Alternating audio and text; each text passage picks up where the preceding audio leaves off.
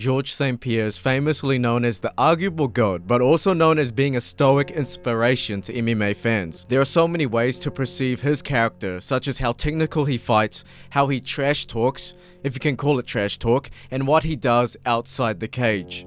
But for the sake of getting all 30 plus entries covered in a suitable duration, this short video can summarize GSP as a person very quickly. Let's talk about a very common problem called road rage. If someone wants to pass me, I'm gonna let him do it. Why would I resist? If I do, it's just gonna create more problems. It's not gonna take anything away from me. He's gonna appear and disappear in my life in less than 5 seconds. And if you break the laws, perhaps the cops will stop him. Who cares? I'm not his dad. And maybe he's in an emergency and he needs it. I think a lot of us who are very competitive by nature have the tendency to think that we are in some kind of a race when we're driving. But we're not. We're just going somewhere. So I think we all need to learn to let go. And when our emotion takes over, take a big inhale by the nose, exhale by the mouth, and smile. Because in reality, we don't know what other peoples are up to. Of course, it wouldn't be justice if I just ended the GSP entry just like that. I need to dive deep into the GSP Foundation. St-Pierre has founded a charity, the GSP Foundation, that aims to reduce bullying and encourage youth participation in sports. It has its own dedicated website showing his backstory about bullying. Since he was a child, he was bullied, and you would never guess the reason. It's because he had dry lips. GSP stated in 2014 he has OCD, so licking his lips was a bad habit and he was bullied for it.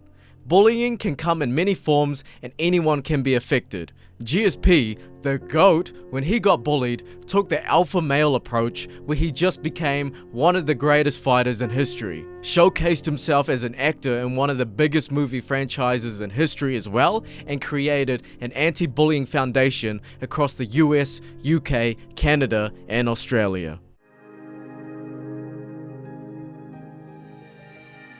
Even though he retired half a decade ago, any piece of news relating to Khabib is still significant to the MMA space. Khabib has solidified such a legacy and character where he ingrained himself in UFC history forever. He is well known for being wholesome, such as showing respect to every post-fight interview, and advocates a very non-degenerate lifestyle for the impressionable. I will do a quick rundown of Khabib's charitable work outside the cage. Khabib has helped 50 people suffering from drug addiction by covering the cost of rehabilitation.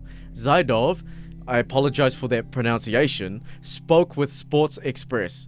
Khabib himself is very closely involved in the process of helping drug addicts. 50 people whom he helped rehabilitate, and he helps them financially. Khabib took his time, came, paid attention, and even talked to them. It cost even more than financial aid. Khabib also did a collaboration with Dustin Poirier, donating $100,000 to support Ugandan children. Before that, during their fight, Khabib and Dustin swapped shirts and its collectible value was set to $100,000, thus making the anonymous buyer also the MVP for supporting the cause as well. In late 2018, Khabib traveled to Nigeria to support humanitarian aid efforts, reportedly helping to repair water wells and build medical centers, fulfilling a long-standing personal humanitarian goal. Also in 2022, Khabib joined the UK-based charity Human Appeal for helping the flooding in Pakistan during that time. And that's not even all of it. So respect to Khabib, even when he is in a spot to indulge in deadly sins and no one can judge him for it, he still goes out and do this type of stuff. Suicidal, fat, and changed his life around for the better. Besides him being known as the most violent currently rostered fighter in the UFC, he also has a very inspirational backstory. When he was younger, he picked up almost every vice imaginable, dopamine maxing, and just not a care in the world. Very relatable to almost every young person. But things start to take a turn when his health was on the line. He was obese to the point where it might kill him, and he built a lifestyle where it almost seemed impossible to grasp any sort of discipline. His addiction to vices and his mental health was in shambles. It felt like the rational decision was to just lay there and die. But Khalil made a huge choice. 300 pounds with not a hope or a dream or a dollar in my pocket, step into an MMA gym to try to change my life.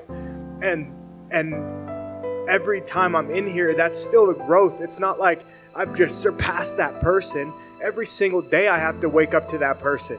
Every single day I have to fight that person. And it's like, just because I'm in the UFC and just because I fight doesn't mean that that person is long gone, you know? I still have demons. I still have doubts. That's why when John Morgan asked me that question, I almost got pissed off. Do you have doubts? Fuck yeah, I have doubts. What do you think, man? You know what I mean? Yeah, I have fucking doubts. Everybody does. When you're doing something good in life, when you're doing something you're trying to surpass everything else and do something that's meaningful, fuck yeah, you're gonna have doubts. I just have one question for you, man. For the next Khalil that's maybe sitting on his couch right now, a little bit overweight, what's your message to him?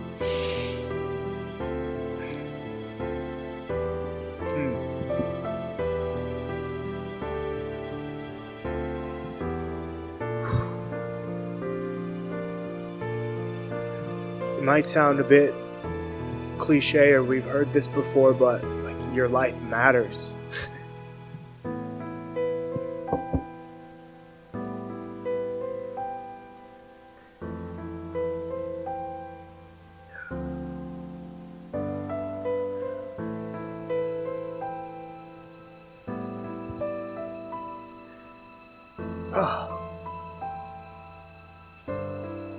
Your life matters.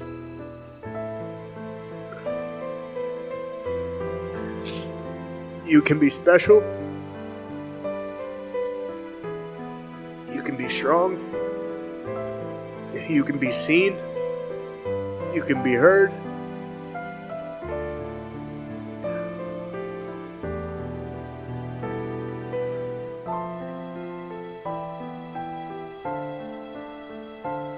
Life is beautiful. If you make it that way, it doesn't have to be how everybody else makes it seem. Stick around. Stick around another day. I would have a lot of things like that to say, man. Thank you. Absolutely.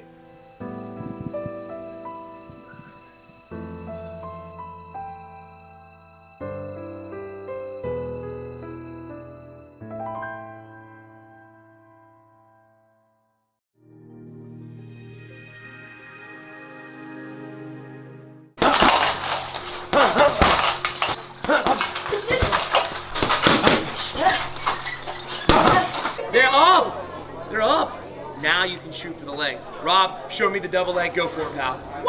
Or when he drives him to Wonder Boy, although never touching true UFC gold, will still be known as the NMF, the nicest mother effer in the UFC.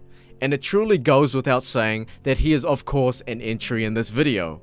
So I will make this one quick. He is a regular karate teacher for children in South Carolina. He has said there is nothing more rewarding than seeing the smiles on their faces, and tries to be a positive role model even in defeat, telling kids, when Mr. Steven didn't win that fight, did he pout? No. If you have the words famous person, fighter, and kids in one sentence without any controversy, you're pretty much a decent human being.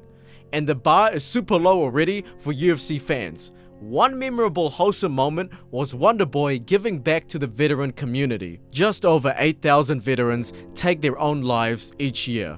And according to statistics from A Hero, approximately 88,330 fighting men and women have committed since 2003. It's one of these things where I have to give back to these guys who have put their lives on the line to enable me, you, and everybody with what we're able to do, our freedom.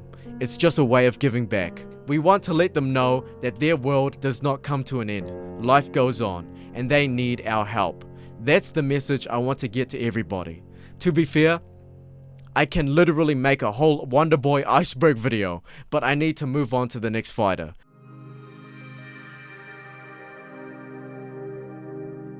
Another small entry for this tier in the iceberg that I think is considered underrated is Tom Aspinall, one of the few reigning champions right now that is in contention for nicest mother effer. Either that or his recent news with John Jones just makes him a saint by comparison.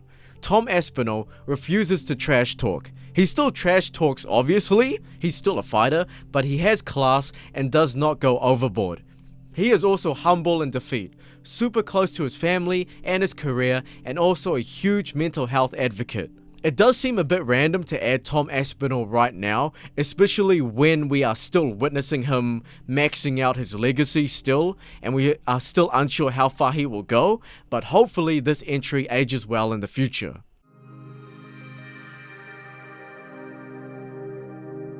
It's almost a given that every big company has a section dedicated to social corporate responsibility. And of course, UFC is not unique in that matter. The UFC Foundation exists solely to promote a positive impact into society. Basically, every company does this, so it's not really, uniquely wholesome, but the images you will see will be quite wholesome for us fans. UFC and Max Holloway collaborate to build the first UFC branded youth fitness center in partnership with the Boys and Girls Club of Hawaii. Lerone Murphy guidance on placement during UFC's youth program launch event at Wigan's Onside Youth Zone in Manchester. We got Rob Font, Michael Chandler, Shevchenko, and even Pantoja, Rey Mysterio, and Brandon Moreno. We even have Justin Gagey teaching elementary school students. Hey yo dog, who's teaching who? Nah, but joking aside, it's really great to see fighters that are known to be killers still go out and help the community like this. Either they wanted to or not, they still did it, so that's still respect in my books.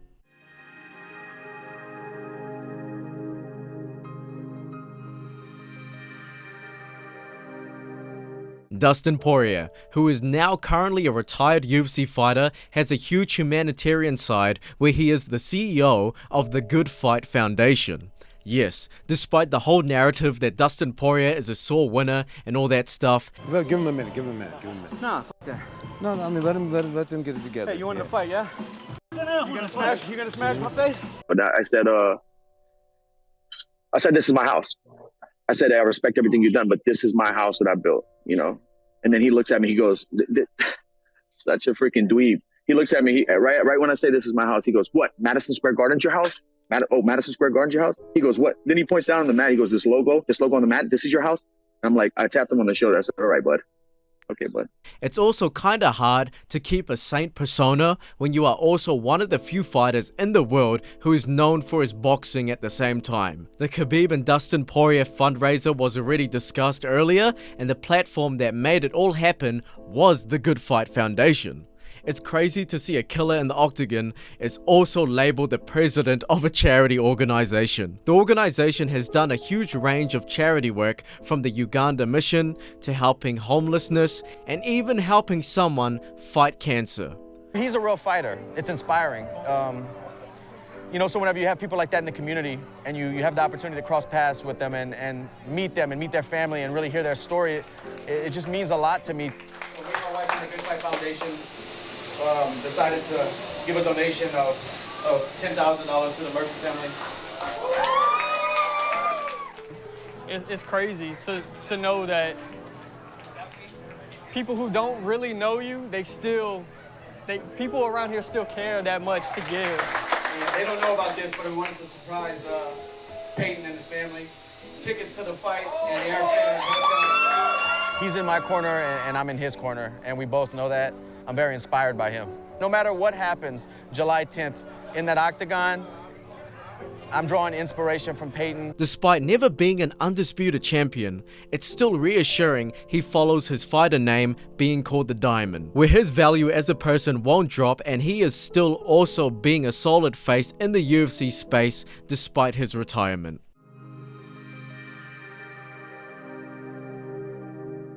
If you consider yourself a UFC fan, it's not weird for you to say that Bryce Mitchell is a bit of a dumb cunt. From injuring his balls and his controversial takes on historical figures, at least we get to see a positive side to this fighter. Once you dive deep into this sport long enough, there really isn't one story to a person. Bryce Mitchell, after his win against Edson Barboza, donates his fight purse to charity, specifically towards the people suffering in Arkansas. Yeah, Dana White came up to me after the fight and he said, "Don't give your money. I'm going to give the $45,000. I'm still going to give some money, you know. But he told me, he said, don't give any of your money. It's going to be mine and I'm going to take care of it. And I'm still going to do something because I just need to. But there will be more than $45,000. We have people coming out of the woodwork. And so I'm planting a seed. And we're going to watch this thing grow, and you know, it's all about giving back. Like I said, this ain't going to be about just hurting people. When I'm done, we're going to help people. That's the greatest thing that I can do in that cage, is inspire people. Even though Dana White said he will cover it no matter the cost, Bryce still went out of his way to still pay with his fight purse and personally visit the people suffering firsthand. Very wholesome. But this is the fight game. Sadly, but almost funny at the same time, the description of this charity video has the following. Mitchell is set to face Ilia Topuria next to open the main card at UFC 282 on Saturday, December 10th. And if you remember what happened, Bryce Mitchell got murdered by Ilia Topuria. It really still drives the narrative that if you are liked in the UFC, Ilia Topuria will come for your head. So you could say Bryce Mitchell was the first victim before Alexander Volkanovski. Brutal outro to this entry.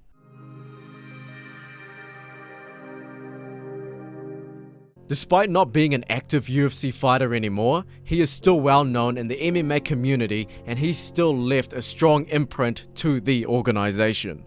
Ironically, when the UFC tried to cover up history, it just gave the ex-UFC heavyweight champion even more attention. Let's start off with a very fast recap of his backstory. Francis Ngannou, born in Cameroon, grew up in poverty. He was working day till night in the sand mines at the age of 10. With the necessity to support his family, he was also motivated to be a star, specifically a boxer, where his inspiration was Mike Tyson. So when he was older, he illegally traveled to Paris to pursue this dream.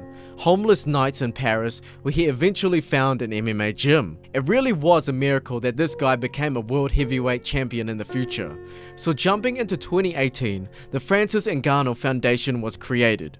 The president, of course, being Francis Ngannou, has accomplished several philanthropic acts, from building 2 MMA gyms in his home country in Cameroon and also helping the country build schools and healthier living, trying to make sure the future Cameroon children don't need to work in the sand mines anymore. The goal of the foundation is to help them to develop themselves. It's a personal development.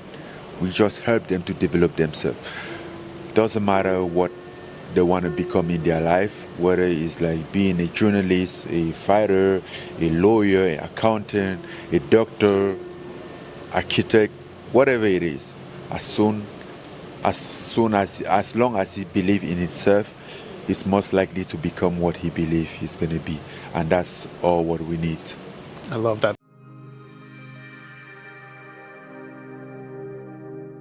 Now here comes a character.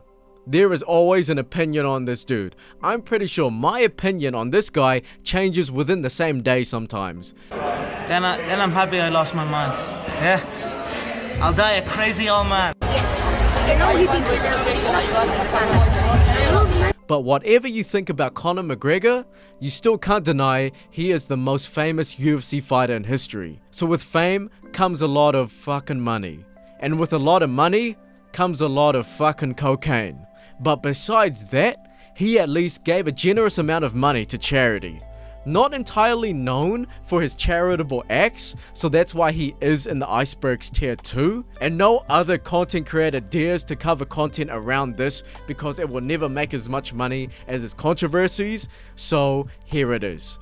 He's made a number of wholesome acts despite them being outweighed with a lot of his controversial acts, sadly, but one of them being his donations to the Tunnel to Towers Foundation. I'm proud of Proper Number 12 and all the people working behind the scenes at Proper Number 12 to make this happen, McGregor said. As human beings, it is a must to give back. That's what life is about, giving back. As of now, he has donated over $3.7 million to the foundation. The foundation is known for a lot of missions, but they are mainly known for helping out the homeless and veterans in America.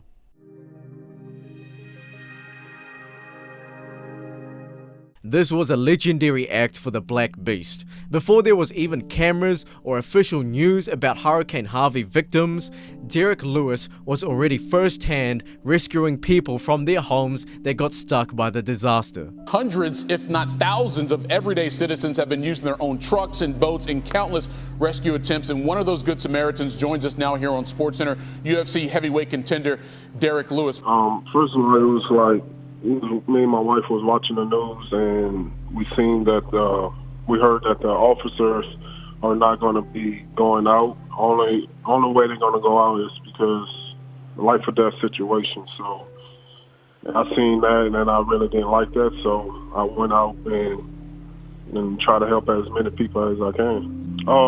Especially yesterday, it was like early morning, like around 8 o'clock, all the way to maybe 10-ish.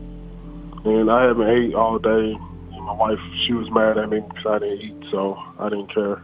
You know, he really went out of his way because he was allergic to ants, and he still powered through and rescued over 100 people on his own accord. Do you know how many people you've rescued at this point, Derek? I say over 100 people, I believe. Wow, 100 people by yourself. So are these efforts continuing? Are you still planning to go out and help as many people as you can? Yes, sir. Last night we heard that Beaumont got hit pretty bad too. They're a few miles away from Houston. I say the ants, because I'm allergic to ants, and my ankles right now are pretty swollen from getting bit by the ants. Yeah, for those not familiar with that part of the country, you have fire ants, and they band together in these large floating they look like tortillas, quite honestly. I appreciate it. And I just want to say one more thing. And sure. I don't want people to think that I'm a hero or anything. I'm just doing stuff that, I think everyone should do. America is going through a tough time right now, trying to divide us and all that. It doesn't matter about race. I'm helping just about anybody that I can. Well said, Derek. Well said.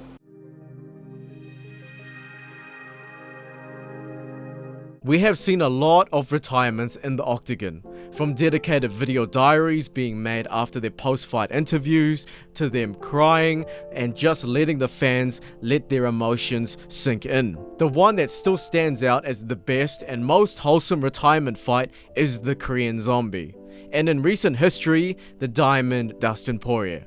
Obviously, it's not super spectacular to make a first-time watcher cry or something, but it still adds a wholesome touch where only the non-casuals can appreciate it.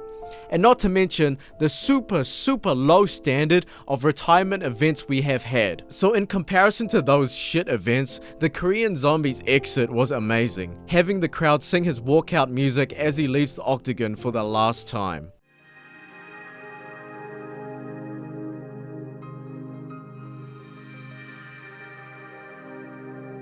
Despite how you feel about Ronda Rousey now or when she was active, she at least did something quite wholesome. You've already got the gist of the style of this video, where I will not dive deep into the fighter's whole resume of acts to determine if he or she's wholesome actions are vindicated or not. I'm just here to showcase the wholesome moments. Full stop. That's it. When she was an active champion, she advocated her expression of DNB, which means do nothing bitch. She talks about how women can be successful without the assist of richer men or sucking up to men in general.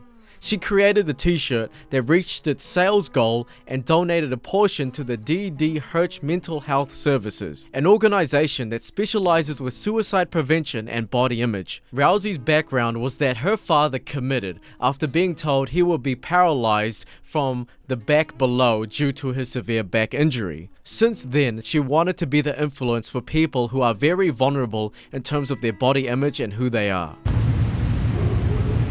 being put in the position of being like a role model, I don't think I'm infallible enough for that.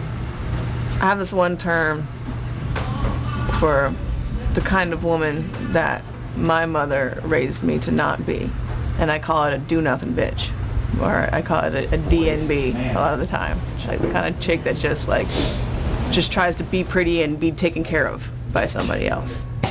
That's why I think it's hilarious. Like, what if people like say that my body looks masculine or something like that? I'm just like, listen, just because my body was developed for a purpose other than fucking millionaires doesn't mean it's masculine. I think it's femininely badass as fuck because there's not a single muscle on my body that isn't for a purpose, because I'm not a do-nothing bitch.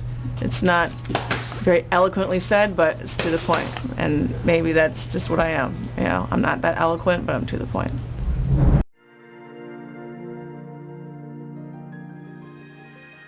Let's be real. When you think of a UFC fighter, the first thing you think of is that he's a bold fuck. So Brian Ortega, probably top 10 fighters with long hair, decided to donate his hair to Wigs for Kids organization. It is a bit of a misplacement considering the last entry was very emotional, but this one is quite wholesome as well. Some children with medical issues end up losing their hair, and often children get bullied for it. Children sometimes are the worst. Just look at the MMA community on Twitter. So sometimes it's very assuring for the kids with no hair receiving hair from a UFC fighter to bring their confidence in life back. I cut it all off. At Wigs for Kids, thanks for reaching back. This hair has a lot of fighting spirit in it. Can't wait for the kids to get this and armors them up to keep fighting through their battles.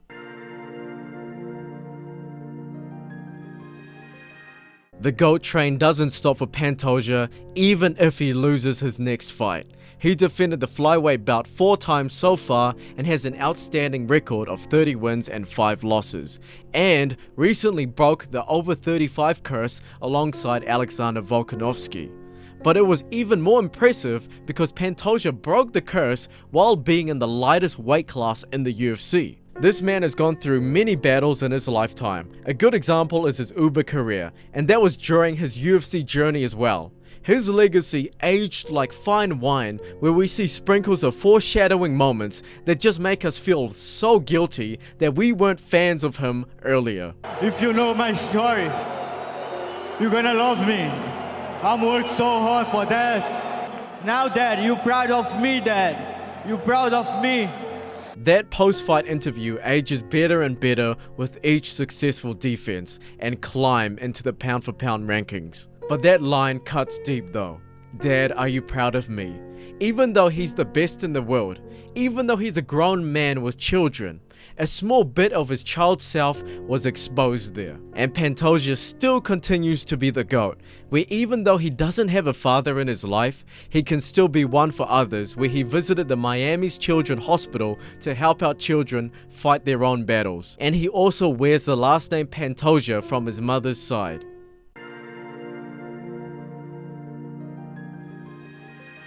Former UFC heavyweight champion Mark Coleman saved his family during a house fire.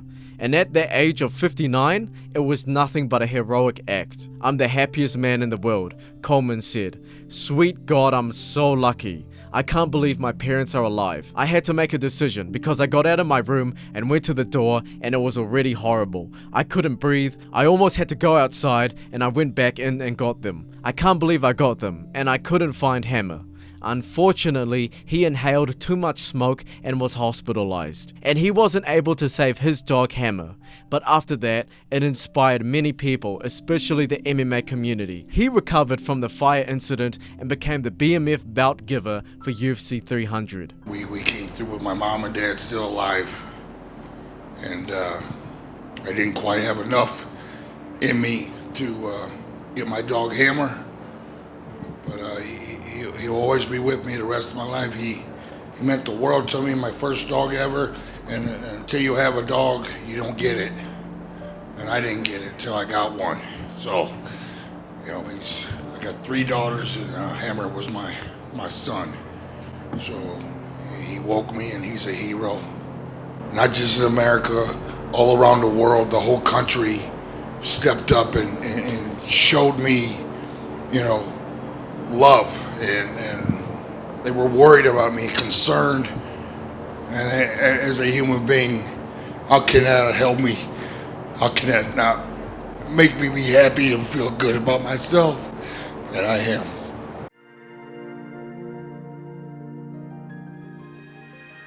Jiri Prochazka, for his fight against Jamal Hill, shaved his iconic hair to support a fan with cancer. A young woman named Ashley McGarity, who is battling cervical cancer and lost her hair going through chemotherapy treatments. This is my showing solidarity. Because it's about sending the good energy, yesterday I reached 1 million followers on Instagram, so I will give for each other 1 million Check Corona by my foundation to oncologist patients. Martial arts has something to give back. It's all about good energy. Again, Jiri's hair is one of the most iconic things about his brand image, and it is also a very Jiri thing to also shave it all off to support someone battling cancer. It paid off very well, where Jiri was able to win the fight in the best way possible, which in other words, the most Jiri way possible.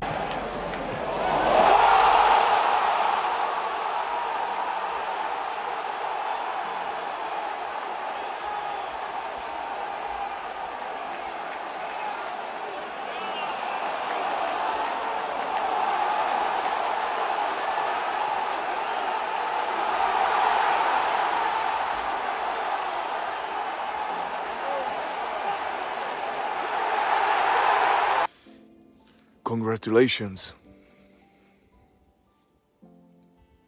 I'm coming.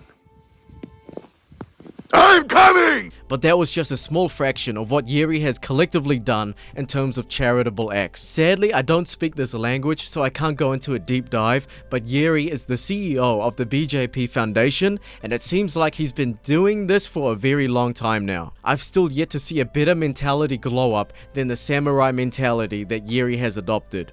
Call it autism or not, bro is out there living his best life and giving others their best life too.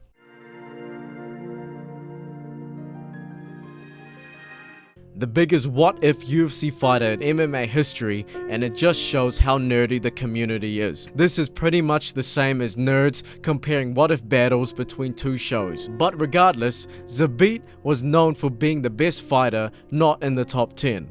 And how can I say such a sentence? It's because he ended his MMA career early to pursue his passion of becoming a doctor.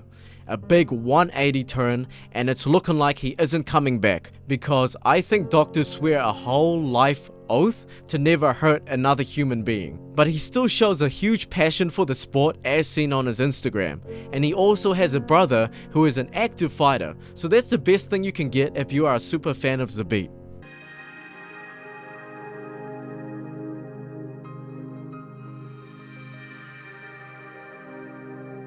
After his UFC 306 win against Sean O'Malley, he became the undisputed bantamweight champion. Following that, the Georgian government awarded Merab with 1 million Georgian lari, which is equal to $367,000 US.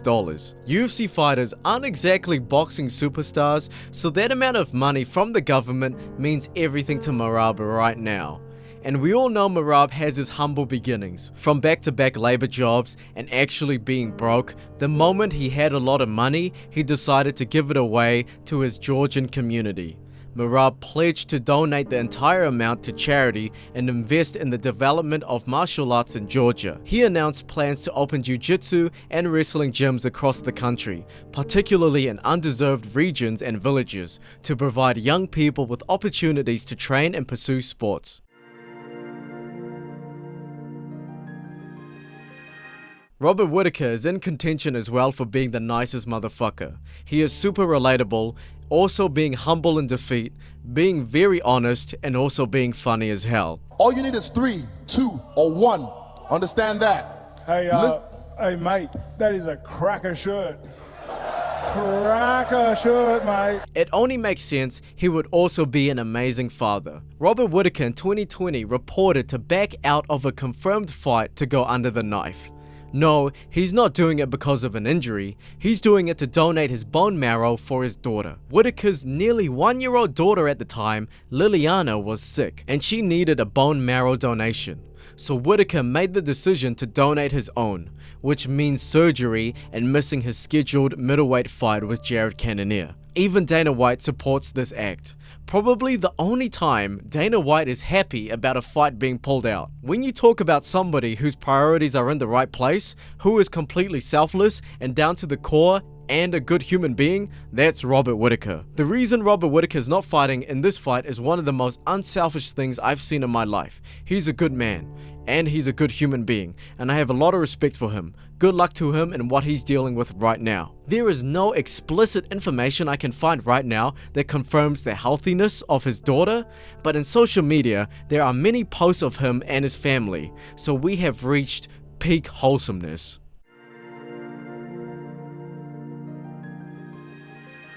There is a number of rivalries and bouts that somehow created more beef after the fight rather than settling it. Examples that come up in my head is basically the whole resume of Michael Chandler and some fights with Conor McGregor. But we take this time to appreciate the interaction between past opponents and just show the emotion that they were only beefing for the cameras. Or if not, they at least settle their differences and there is no bad blood anymore. Of course, there are many other forms of interactions that are super hard to find, such as tweets rooting for their ex-opponents and whatnot, so we can move on quickly. The Korean Zombie, and where better place to go than the Korean Zombie's bar.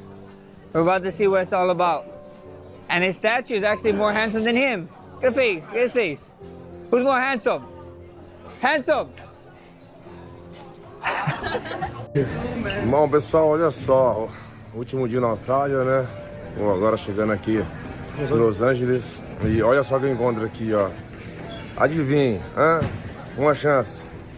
Erraram. Israel Adesanya. Hã? Chama.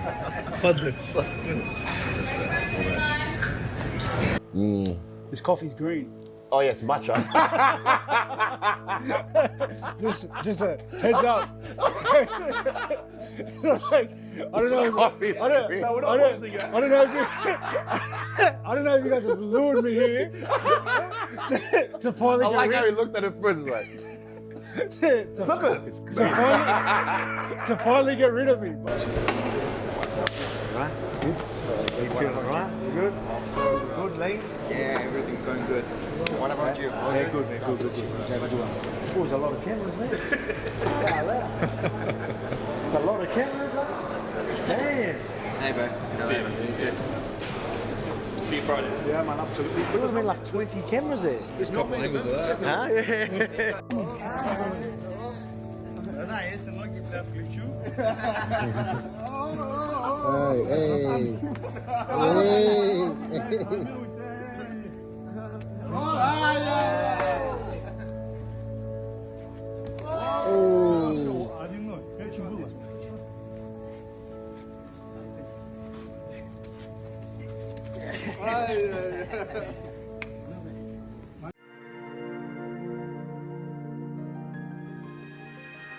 Volk is so wholesome, I can talk about his acts for a whole hour, but I want to specifically talk about his Cooking with Volk YouTube channel. It just sends a good message to the young audience and the die-hard fans that get lost in the sauce, because in the UFC community, it gets very, very toxic at times, and seeing even the most successful fighters with all the fame, glory and money still end up doing toxic and degenerate acts does seem a little bit unwholesome. So it's very refreshing to see Volk. Kinda depressing that it's refreshing, but refreshing regardless to see Volk use his brand image to create another business endeavor, and an extremely successful one at that. His TikTok has over 1.3 million followers as of this date, and he has collaborated with some extremely famous chef influencers as well.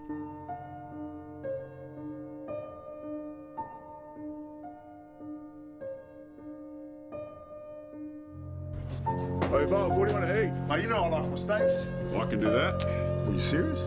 What a crazy glow up, and what a good way to future-proof your career, even though Volk is still considered one of the GOATs that is active right now.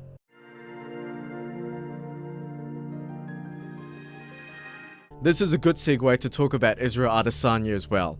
Not as wholesome as Whitaker or Volk in terms of personality, but I won't take it away from his awesome acts. Not sure how I would rank it, but you could arguably debate that Adesanya is just a tier below Conor McGregor in terms of stardom and making money. So with great power and money comes great responsibility.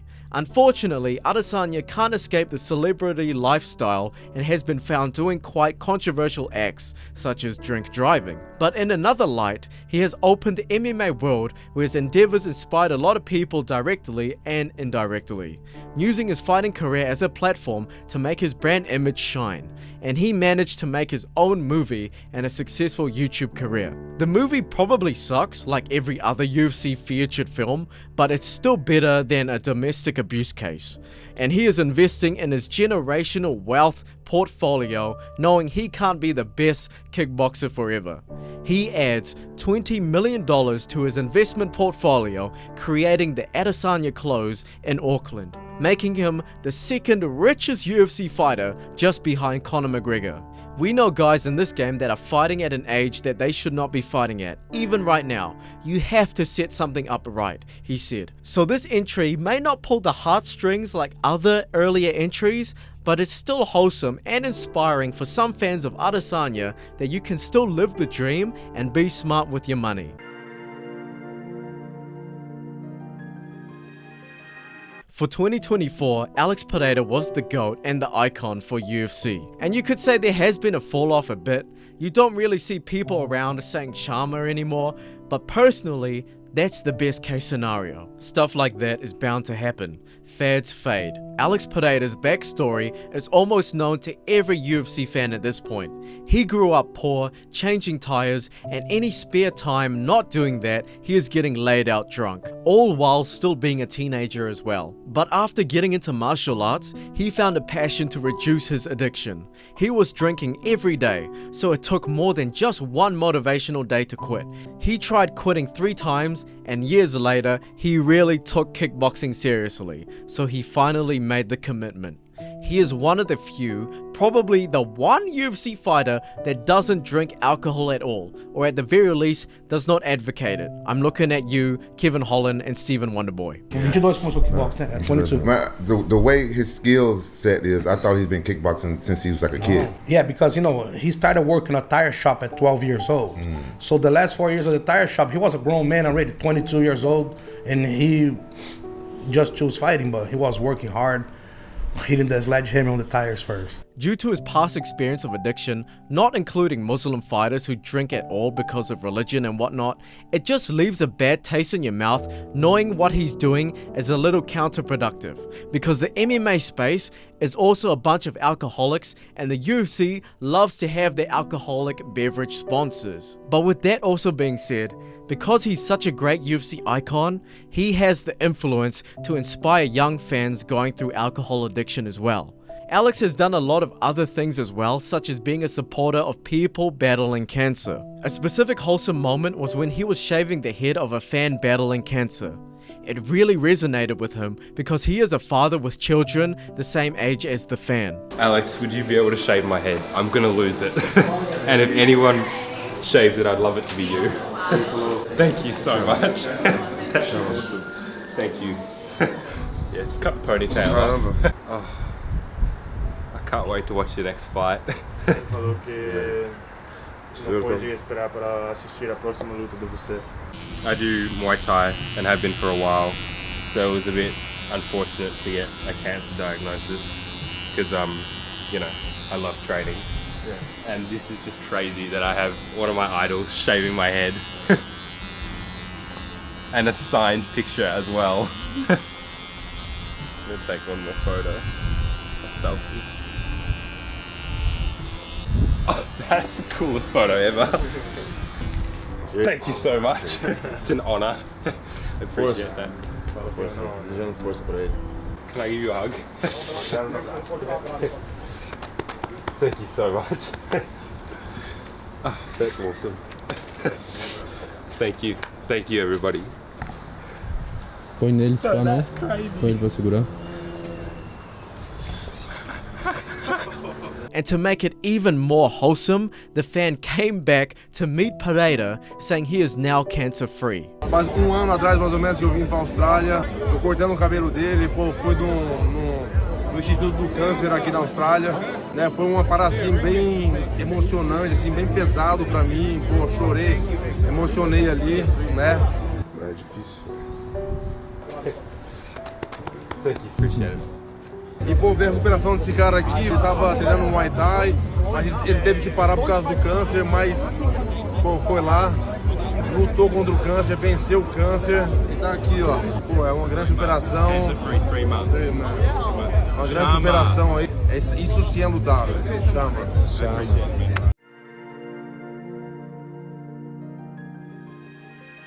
When you think of blood and violence, you almost automatically think of the highlight Justin Gaethje. But many of you probably don't think of his softer, more humanitarian side. Although we're doing it through violence, I know that my actions are inspiring people. Gaethje is known to split a lot of his fight pay towards low-income students, helping them pursue higher education.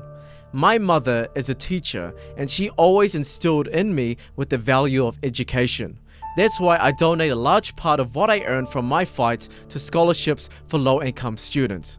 I believe education can change lives, just like sports did for me. He knows that every fan cannot become a highlight like him, but he can leverage his influence to motivate his fans to become better human beings.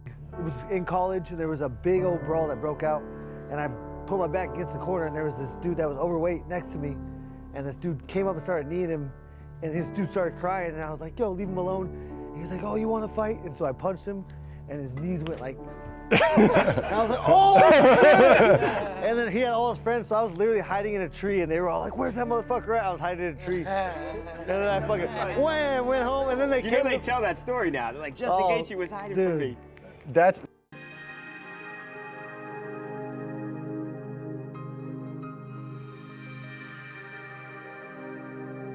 Losing a fight can mean nothing or a lot for a fighter, depending on how they lose as well. Either a split decision or knocked out cold. Either way, a loss still affects the fighter's mental health. There are many fighters that come out to talk about their experience with massive losses, but I decided to pick Bilal's video because his one speaks out the most.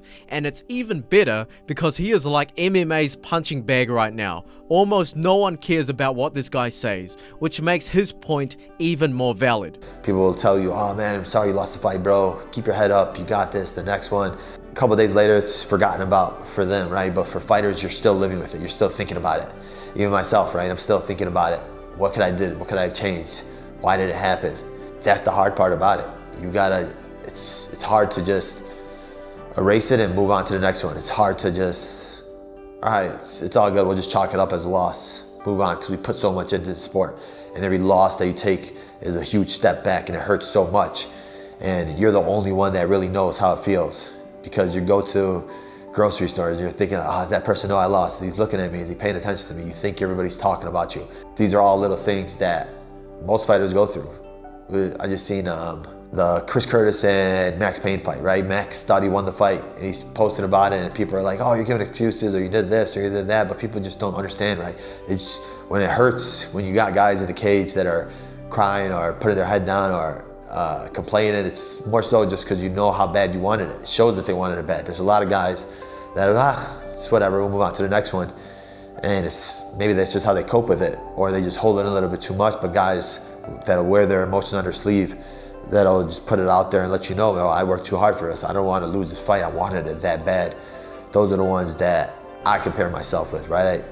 Like, I'm back in the gym, I'm working, I'm training, but I'm still thinking about it. I'm still, what could I have done differently? What could I have changed differently? And you never want to have that feeling again. You want to remind yourself that you were ready, but stuff happened. You lost. So you got to prepare again, just as hard, even more, and then prepare for the unpredictable. Prepare for the other stuff that you're not thinking about. These are all the little things I give the younger fighters, the next generation. I don't care if you're sick, if you're tired, come to the gym. I don't care if you don't feel like training, come to the gym, because on fight day, you don't know if you're gonna feel like fighting. You don't know if you're gonna feel sick. You don't know if you're gonna have food poisoning. You still gotta get in that cage. You still gotta lock that door, and you still gotta throw hands. So you got to put that work in. You got to get to the point of training to be in uncomfortable spots. Training to be in spots where you are in bad positionings, where you are hurt, where you can't push any harder, but you're still going. You can't go any further, but you're still going. You don't want to jog another mile, but you're still going, because you never want to have this feeling again. You never want to have the feeling of losing. You never want to have the feeling of disappointing your team, your coaches, who dedicate their lives to helping you, dedicate their time to helping you, fly out with you.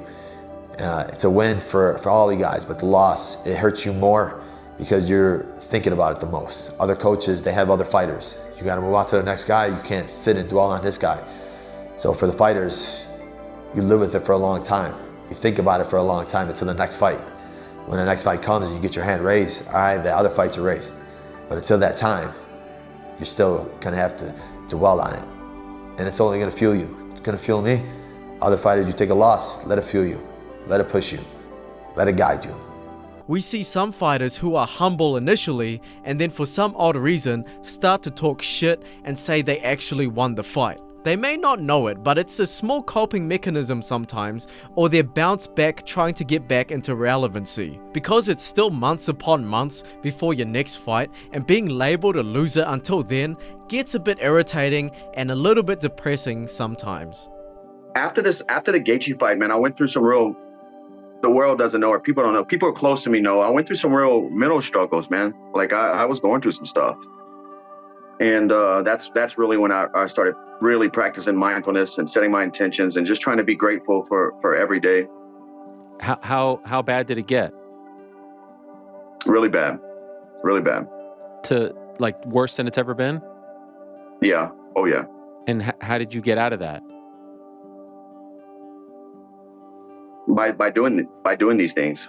Did someone help you, or did you figure it out on your own? A lot of people helped me. Okay. My friends, my business partners here in Louisiana, but my wife really, dude, I'm just very thankful for her. Did it get to the point where like, and if I was in her position, I don't know if I could take the stuff she's taken, you know. I would like to think I can, but I'm just grateful to have somebody like that. Like the stuff she's seen you have to go through? Yeah. And the things I've put her through, going through it. Right. Yeah. Yeah, your bond is incredible, and obviously you've known each other since you were kids. Was it to the point where you thought you might not fight again? Yeah. Or worse than that? A couple times.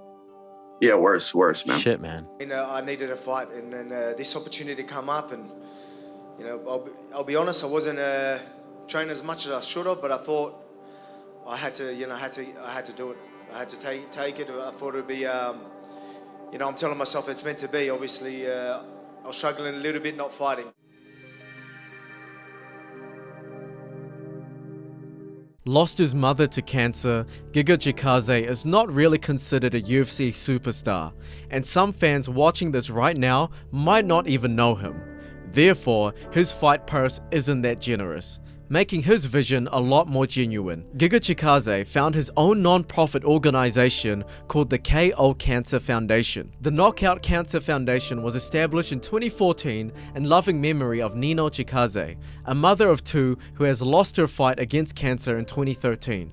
The mission of the foundation is to raise funds for cancer patients and to improve their lives of the many affected by this disease. Currently, the charity relies mainly on donations of Giga Chikadze, Georgian mixed martial artist and former kickboxer. Since its creation, Knockout Cancer has helped over 200 patients by funding their treatments, medical checkups, lab tests, and rehabilitation expenses.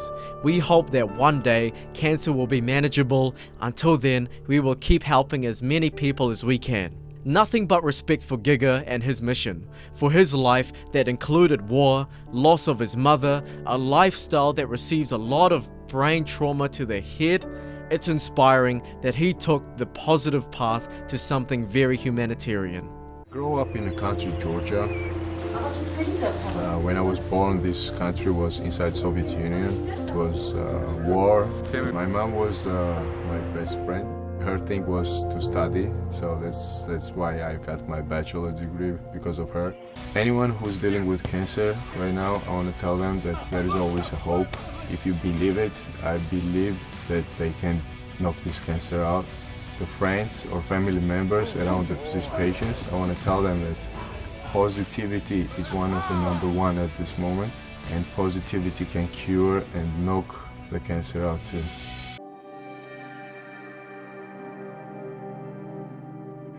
Paddy the Baddy is known for his brash personality and almost heel persona as well. Fuck you, bitch. Fuck you, bitch.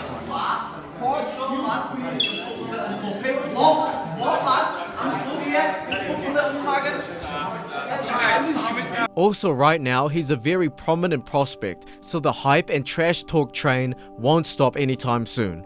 But a few years ago, he couldn't hold his stage presence and he really needed to open up about a strong message. There's a stigma in this world that men can't talk. Listen, if you're a man and you've got weight on your shoulders and you think the only way you can solve it's by killing yourself, please speak to someone. Speak to anyone. People would rather, I know I'd rather me mate cry on my shoulder than go to his funeral next week. So please, let's get rid of this stigma and men start talking. Paddy donated £25,000 to a suicide prevention charity following that, and he still holds a strong message about men's mental health. He now owns the Baddy Foundation, where they continuously work on mental health and also helping children find secure living situations. The foundation has found recognition with big companies like Barstool Sports and Under Armour now sponsor them. So let me first begin with the Forrest Griffin Award.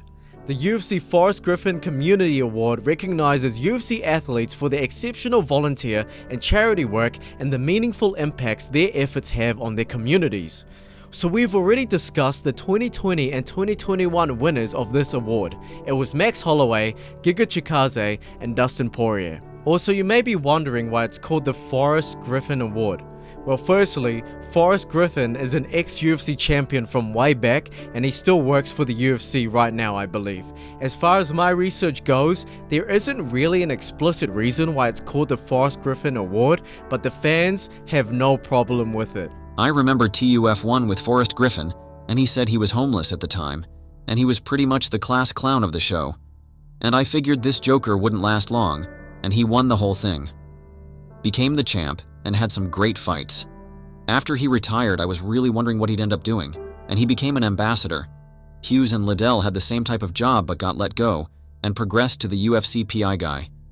Just shows hard work really does pay off. I think I heard this from a Chael Sonnen video, but originally when Hughes, Liddell, and Griffin got these positions, it was just Dana being grateful for what they did for the company, and he wanted to give them a job, but it was essentially a check every month for doing nothing. Griffin was the only one that showed up to the UFC offices and wanted to work and continue to do things. That's why when Endeavor bought the company, Hughes and Liddell were let go, and Griffin kept his job. Griffin said he showed up on time to work every day, even though the UFC offices didn't know what to do with him. So let's talk about the 2023 winners, the Nogueira brothers. The Nogueira brothers have been an amazing role model for giving back to their communities in Brazil and have made a positive impact on the lives of thousands of kids throughout the country, said UFC President Dana White. It will be an honor to present them with this award as part of the UFC Hall of Fame induction ceremony. So a quick recap, Antonio Rodrigo Nogueira, one of the two twins, was fighting professionally way back in 1999, and they both had a rich career in the UFC. They are rewarded in 2023 for their continuous pursuit to teach free martial arts to kids all around Brazil. The Nogueira brothers' long-standing commitment to providing free tutoring, jiu-jitsu training, food, and accessories to over 8,500 children in Brazil is a testament to their own dedication to improving their lives to others. That is very good generational legacy work right there, and I hope they further succeed and possibly some famous Brazilian fighters such as Charles Oliveira, Pantoja, or Alex Pereira could collab with them and further push the foundation.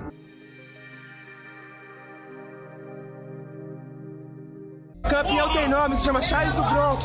Pode bater, bate, filha. Homem aqui aguenta, rapaz. Nós é iluminado, rapaz. Tá faltando alguma coisa aqui. Cadê meu cinturão? And for the latest Griffin Award of 2025, Charles Oliveira. This may not be the best year of Charles Oliveira in terms of his raw fighting career, but he is the champion in the community's hearts once again. Now officially labeled the 2025 Forrest Griffin winner, he is the reason why he's your favorite fighter's favorite fighter. Charles is not only a great athlete, but he's also an amazing role model who enjoys giving back to the community, said Dana White.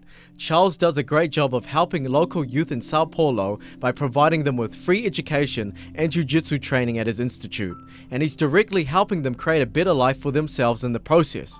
It's an honor to present him with this award. There are so many other things I can talk about with Charles Oliveira as well. His post-fight interviews, his resurgence as a featherweight journeyman to lightweight champion, all because he now fights for his newly born daughter. Man, I can go on a lot more, but let's end it with our final entry. This last entry could be considered a bonus because it really isn't a hidden, hard to find story, but rather just recency bias on my part. Ben Askren, not known for a super successful UFC career, but still well known regardless in the MMA world, sadly had to get one of the biggest surgeries ever, where he needed a double lung transplant. It was to the point where the whole world was against America because the health insurance did not cover the costs. That is the tug of war back and forth that you sign up with health insurance, and that's normal here. You pay it for something, and its goal is to find ways out of doing the coverage that you're paying for. But regardless, the best thing happened where he managed to recover and survive the operation. He is now healthy enough to get back home, but there has been some hiccups where he needs to revisit the hospital, but hopefully he makes a complete recovery. What's up, guys? Have not given you an update in a while. Figured you deserve one. Whenever this is all the way over, I actually just read through my wife's journal because I don't remember anything from May 28th to July 2. No recollection, zero idea. No idea what happened. So man, the outpouring of love from the wrestling community was just amazing. It felt so good. And so, you know, I'm more motivated than ever to give back and do what I can and help out the best I can help out. I love you guys. I appreciate you guys. It's been tough, not only on me but my whole family and my close community. So I appreciate everything. Hope you guys appreciate the update. And like I said, sometime down the road, maybe Amy and I can detail everything a little more. Been home for 4 days now. It's awesome. Sleep in my own bed, eat my own food, hang out with my family. It's great. That being said, I still got so many physical challenges to deal with. I'm still down about 35 pounds from where I should be. I gotta walk with a walker. I can't walk. This 5 pound weight, this is actually hard for me to curl, right? And you know, right before I had to go to the hospital, like in this video right here, I was feeling strong. I was probably curling like 45 pounds, something like that, you know, and definitely wasn't using a walker. I was probably out doing hill sprints. And so, you know, we go back to the Stockdale paradox I was talking about. I am where I am right now, but I'm gonna be somewhere different in a month, right? I'm gonna work my ass off, I'm gonna get better. And so, why can't you too? What are you waiting for? It makes it even more wholesome that Dana White and Jorge Masvidal, not famously known to be the nicest motherfuckers, still did a great thing for Ben Askren. This goes out to the one and only Ben Askren. What's up, my brothers? I know we were rivals in the ring. I just want to say, God bless you. And when I get back in America, if I could come shake your hand, brother, and just share a prayer with you, it'll be amazing, man. I know you're going to pull through this because you're a fucking warrior, brother. God bless. Your story is crazy inspirational, what you're going through right now. God bless you, man. I'm hoping to get back and be able to just shake your hand, bro. I hope all is well, brother. Oh my God! You got no chance. There's no love. You can throw from the cross here if you want. Okay. I've never done this before. Watch this. Don't film all 10 and embarrass them. Oh, that's... No. You're not going to get this one. That was a really good one. Oh, that's good.